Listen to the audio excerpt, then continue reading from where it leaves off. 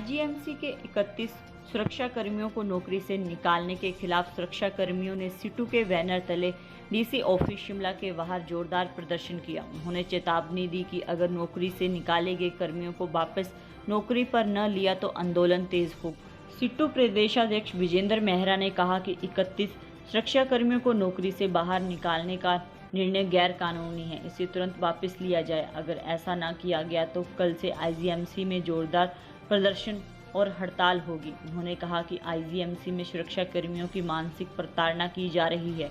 ठेकेदार बदलने पर उन्हें नौकरी से निकाला जा रहा है, जो कि यूनियन से आईजीएमसी प्रबंधन द्वारा किए गए समझौते व औद्योगिक विवाद अधिनियम की धारा 25H का खुला उल्लंघन है। आईजीएमसी प्रबंधन भी नए ठेकेदार के साथ मिलकर श्रम कानूनों की खुली अवहेलना कर रहा है। पिछले कई वर्षों से कार्यरत सुरक्षा कर्मियों की पुनर्नियुक्ति में श्रम कानूनों का उल्लंघन किया जा रहा है। औद्योगिक विवाद अधिनियम 1947 की धारा 25H की धज्जियां उड़ाई जा रही हैं। नए आउटसोर्स कंपनी द्वारा जो शपथ पत्र सुरक्षा कर्मियों से लिया जा रहा है, उसमें अनुचित श्रम व्यवहार किया जा रहा है। उन्होंने चेताया है कि अगर सभी सुरक्षा कर्मियों की पुनर्नियुक्ति न की गई तो कल से आईजीएमसी के बाहर धरना दिया जाएगा। इसका जिम्मेदार प्रशासन होगा। आईजीएमसी सिक्योरिटी से निकाले गए बबलू ने बताया कि उनके 34 गार्ड को नौकरी से बिना किसी कारण नौकरी से निकाल दिया गया। उन्होंने कहा कि उन्हें नोटिस भी नहीं दिया गया, नौकरी से निकालने से पहले नोटिस भी नहीं दिया गया, उन्होंने नौकरी से निकाल दिया।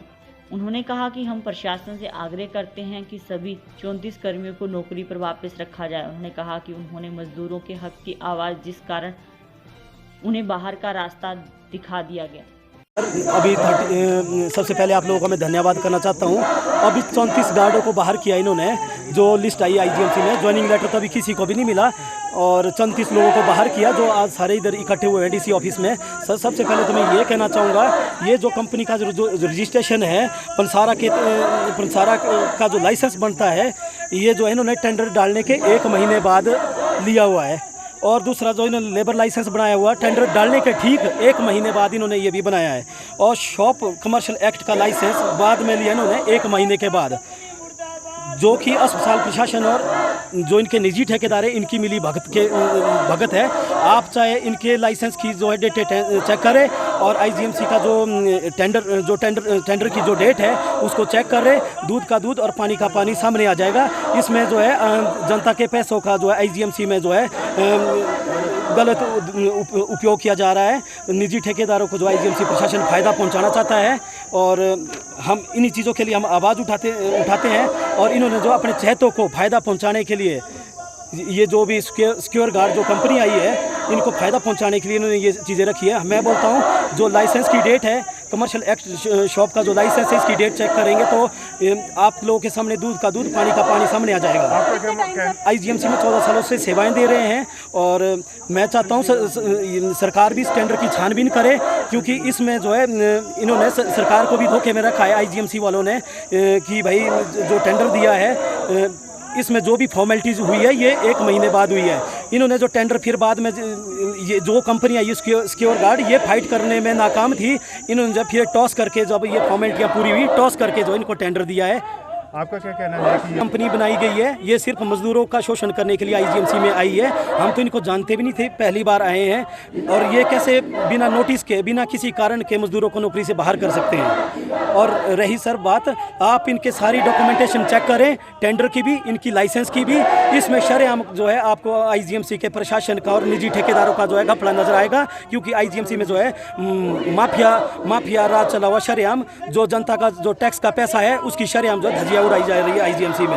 और मैं सरकार से निवेदन करता हूं कि इस टेंडर की तुरंत से छानबीन की जाए। हम रही गार्डों की बात, हम तब तक पीछे नहीं हटेंगे जब तक हमें न्याय नहीं मिलेगा। हम ये जानना चाहते हैं किस कारण से हमें निकाला। हमने 14 सालों से काम किया, हमारे पास डॉक्यूमेंट पुलिस ट्रेनिंग सेंटर से हमने ट्रेनिंग की हुई है, वो भी अपने पैसों से हमने ट्रेनिंग की हुई है।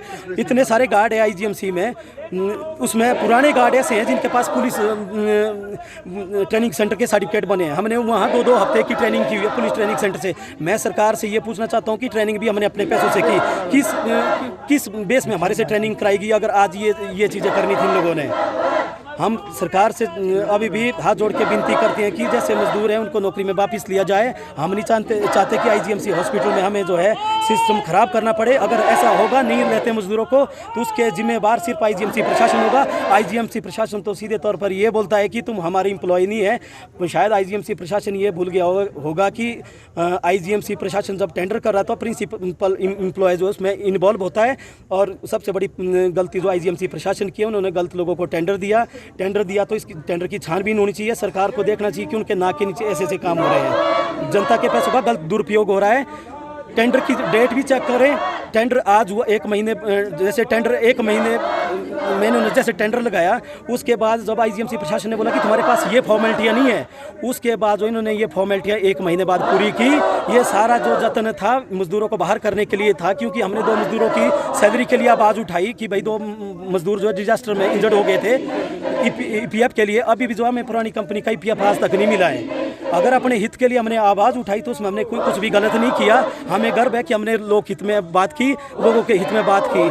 और अभी तक भी जो है पिछली कंपनी का हमें ईपीएफ आज तक नहीं पड़ा है। अगर आईजीएमसी प्रशासन को टेंडर करना ही था तो पिछले जो हमारे राइट्स थे तो आज तक भी नहीं मिले हमें। इससे साफ नज़र आता है कि आईजीएमसी प्रशासन जो है बहुत बड़ा घोटाला किया है ये अपने लोगों को फायदा देने के लिए। और इस टेंडर की जाँच होनी चाहिए। इसमें जो है 1 लाख के टर्नओवर के ऊपर जो इन्होंने टेंडर दिया है, साल का ये बनता है 4 करोड़। 5 साल में कम से कम ये जाएगा 20 करोड़ में। ये सिर्फ इस कंपनी को फ़ायदा देने के लिए है। हमें इसलिए बाहर का रास्ता दिखाया गया है। अभी तो हमें कोई भी चिट्ठी नहीं आई है, इसलिए दिखाया कि भाई हम इस चीज़ में आवाज़ उठाएंगे, ईपीएफ में आवाज़ उठाएंगे, ईएसआई में आवाज़ उठाएंगे। ये जो है सारा आईजीएमसी की मिली भगत के कारण ये टेंडर हुआ है। इसकी सरकार तुरंत से जाँच करे। अगर इसमें जाँच में कुछ भी गलत पाया जाता तो हमारे ऊपर एक्शन ले। ये सही चीज़ें हैं, तुरंत से इस टेंडर की जो छानबीन होनी चाहिए। और जो भी मजदूर निकाले हैं आईजीएमसी प्रशासन को तुरंत प्रभाव से उनको नौकरी में लेना चाहिए। आईजीएमसी के अंदर पिछले 14 सालों से जो सिक्योरिटी के कर्मचारी काम कर रहे हैं, ये सुरक्षा कर्मचारी जो है इनको एकदम से नए ठेकेदार के आने के बाद नौकरी से निकाल दिया गया है। 31 लोग ऐसे हैं जिनको नौकरी से बाहर कर दिया गया है और ये पूरी तरह से श्रम कानूनों की उल्लंघना है।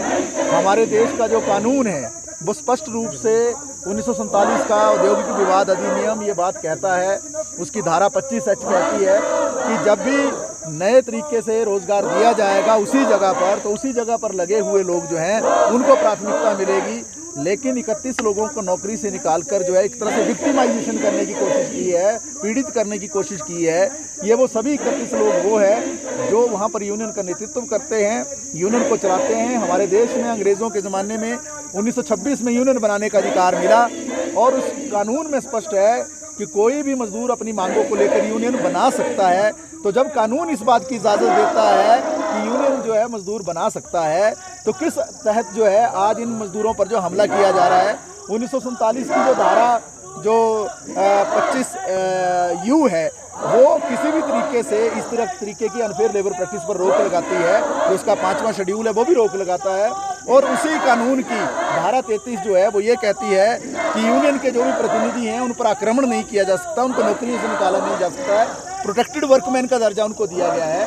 हम कहना ये चाहते हैं कि आईजीएमसी के अंदर ये पूरी एक जो है साजिश चल रही है, जहाँ पर जो प्रभावशाली लोग हैं वो एक तरफ जो है अपने चहेते लोगों को जो है वो रोज़गार में लाना चाहते हैं, पुराने लोगों को नौकरी से बाहर करना चाहते हैं। हमने इस संदर्भ में जो है जो शिमला के एसपी हैं उनसे भी कल बातचीत की थी और हस्तक्षेप की मांग की है। हमने डीसी से भी हस्तक्षेप की मांग की है, क्योंकि आईजीएमसी हिमाचल प्रदेश का सबसे बड़ा अस्पताल है। यहाँ पर अगर कोई ऐसा वातावरण बनता है जहाँ पर आंदोलन का, तो उसके लिए पूरी तरह से जो प्रशासन जिम्मेवार रहेगा, क्योंकि मेडिकल सुपरिटेंडेंट और डिप्टी एमएस या प्रिंसिपल ये कहकर पल्ला नहीं झाड़ सकते हैं कि ये कंपनी का मसला है, कंपनी जिस मर्जी को रख सकती है, उनकी मनमर्जी चलेगी। देश का कानून ये भी कहता है कि जो प्रमुख नियोक्ता है, प्रमुख नियोक्ता मतलब असली मालिक जिसने ठेका दिया है यानी आईजीएमसी का प्रबंधन, उसकी भूमिका हमेशा रहेगी।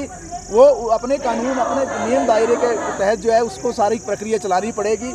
हम ये भी कहना चाह रहे हैं कि ये जो कंपनी आई है 1 लाख टर्नओवर लेकर ये कंपनी आ गई। पहले जब ठेका करने की बात हो रही थी तो 25 करोड़ रुपया जो है मार्जिन अमाउंट ये बात की जा रही थी, लेकिन आज ये company shop and commercial act में इसका रजिस्ट्रेशन कब हुआ किसको मालूम नहीं है। लेबर लाइसेंस इसने कब लिया किसी को मालूम नहीं है। 2 साल पहले ये कंपनी बनी कोई बड़ा काम इसने किया नहीं। अचानक से इतना बड़ा काम 4 करोड़ रुपए का 1 साल का काम जो इस कंपनी को दे दिया गया। तो पूरा एक जो है साजिश जो है आईजीएमसी के अंदर चल रही है, जहां जो प्रभावशाली लोगों को फायदा देने के लिए मजदूरों को बलि का बकरा बनाया जा रहा है। तो इसलिए हम ये चेतावनी देना चाहते हैं, क्योंकि 2 दिन छुट्टी थी, तो इन छुट्टियों के दिनों में हमने डीसी ऑफिस में प्रदर्शन किया, लेकिन कल से जब अस्पताल विधिवत रूप से चलेगा तो निश्चित तौर से आंदोलन का केंद्र जो आईजीएमसी की ओर शिफ्ट हो जाएगा। और हमने पिछले कल ही प्रशासन को जो है आईजीएमसी के प्रबंधन को चिट्ठी दे दी है, जिसमें हमने इन सारी बातों का जिक्र किया है और उसमें हमने लिख दिया है कि आने वाले समय में अगर इन 31 मजदूरों को आप बहाल नहीं करते हैं तो निश्चित तौर से आईजीएमसी में हड़ताल होगी और होकर रहेगी।